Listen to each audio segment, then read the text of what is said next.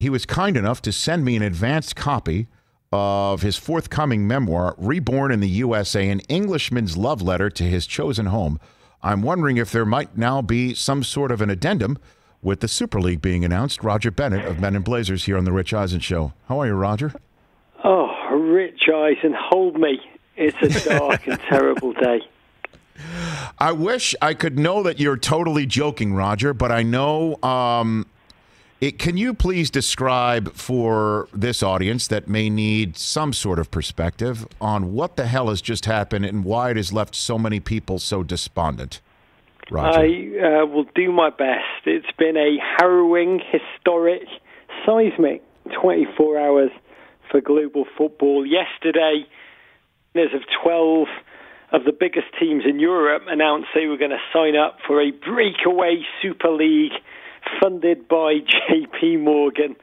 What it means is 6 of the biggest clubs from England, your Manchester United, your Liverpools, your Chelseas, 3 each from Italy and Spain, possibly a couple of more still to be announced, will form their own annual closed competition. From an American perspective, it's a bit like your Dukes, your North Carolinas, your Kansases being annoyed they failed to qualify for March Madness and just announcing they were going to have a breakaway March Madness of their own in which they were guaranteed participation every single year. And what it does, it's just destroying everything that currently exists, which could possibly include the Premier League.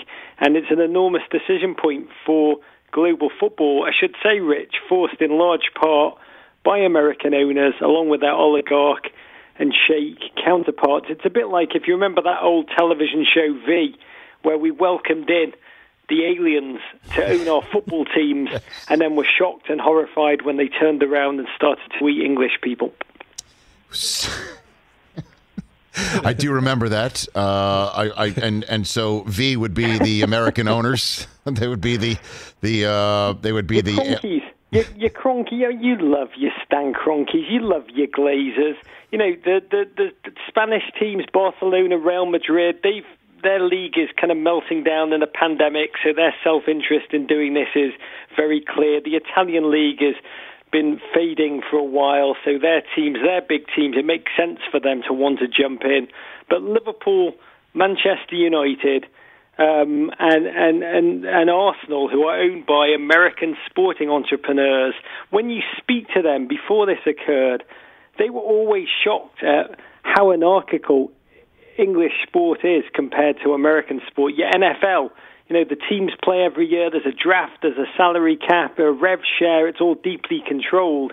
The thing they loved about European competition is that for every dollar of every shirt they sold, they didn't have to share that with the other teams. They could keep all of it.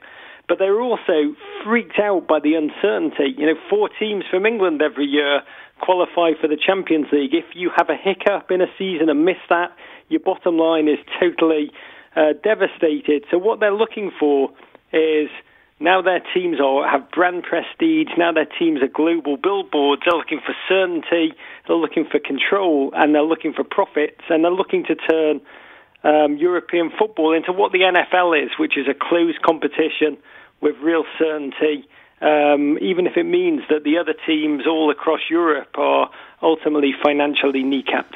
Hey, you watched all the way to the end. Thanks for that. Watch more right here.